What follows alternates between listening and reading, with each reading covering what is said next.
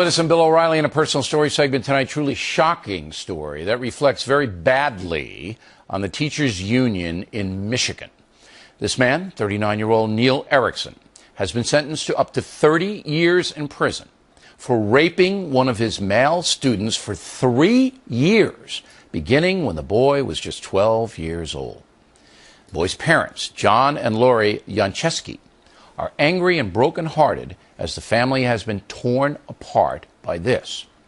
Adding to that is the fact that the Michigan Education Association, the union Erickson belonged to, continues to support the monster, demanding that he be given $10,000 in severance pay. I talked with the parents last night. Your son, at age 12, met this man, Erickson, right? He was a teacher, and he took an interest in your boy? Yes, he did. He was a well-known person. We wouldn't have thought twice about anything. Did your son ever mention the teacher? Well, I worked with all of these teachers and Mr. Erickson for the last 11 years. I trusted these people. And when they went to 6th grade camp, Neil Erickson was one of the teachers that went. My son was interested in iPods. They were just coming out, and Neil Erickson honed in on that and teaching him technology and just started grooming him from there. I thought he was just being a good teacher. I trusted him. Now I have that failure of suffering the rest of my life knowing I failed my son and didn't protect him. We both feel like we failed as parents. We should have never let it happen. Yeah, but I don't think that's fair. I don't think that's fair. And I will tell you that every one of us watching tonight who is a parent has, bad things happen to kids and you just don't know. But what I want to get at is, did your son's behavior change? His behavior changed dramatically. He was angry, physical altercations against me. It changed drastically. All right.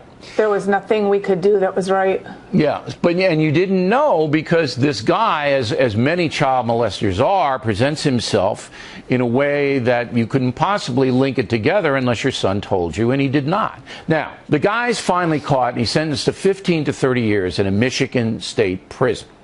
Is that sentence enough for you? The sentence between my wife and I was enough for us, yes. We thought on July 10th, that sentencing date, we would have closure. But on that day, we stood in the hall of the courtroom, and unbeknownst to my wife or myself, her colleagues, 7 to 10 of them, walked by us in the hallway, glared at us, and sat on Neil Erickson's side of the courtroom. So teachers in the school, and subsequently the teachers' union, supported this monster. Yes, and they knew he was guilty. That's disgraceful. I expected 1 or 2 of them. This group of teachers was a very tight clique, but after I found out in the courtroom that these teachers that were sitting there wrote letters of leniency, and I got to read them the following week, I just couldn't understand it. The union comes in and is demanding, what, $10,000 in severance pay for this guy? Is that what's happening? Yes. Yes, it is. Another slap in our face. And the school district isn't going to give him the money, though, I don't think. The school board has went ahead and said no, and the union has filed a grievance against the school board. Unbelievable. When Neil Erickson was arrested, he was the local union president. Oh, there you go. Another teacher took it over, and the day that this came out that they were going to file the grievance, that current president stepped down, from my understanding, because he did not believe that this was right, and now there is another gentleman that has taken it over. There is no comment on this. Okay. I feel this money should go to our son. How is your son now? How old is he? What is he doing? What is his mental state? Our son is now 21. He is graduating with honors at Western Michigan University in this April. We We talk more now. I lost my son for 9 years. He hated me. He despised me. There was nothing I could do right for him, and it killed me. I loved him, and I lost him.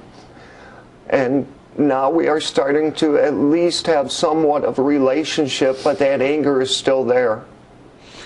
Is he coming for Christmas? Yes. All right. So he's going to watch this segment tonight, and he's got to know how much you guys love him. And I'm telling him right now, that you guys could not possibly have prevented this. This was just a tragedy, all right, that he had to endure.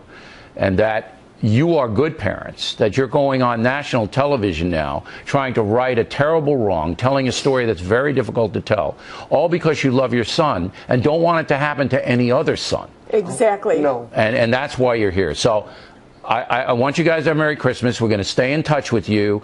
There's not going to be any payment to this guy in prison. We hope he rots for 30 years. That's what he deserves to do. And I just wanted to, I want to say personally how much I admire you both. Thank you, Mr. O'Reilly, and thank you for listening very much. And a word to that union in Michigan. We are watching you, and we strongly suggest you drop this entire matter and provide as much support as you can to the Yoncheski family. We strongly suggest that.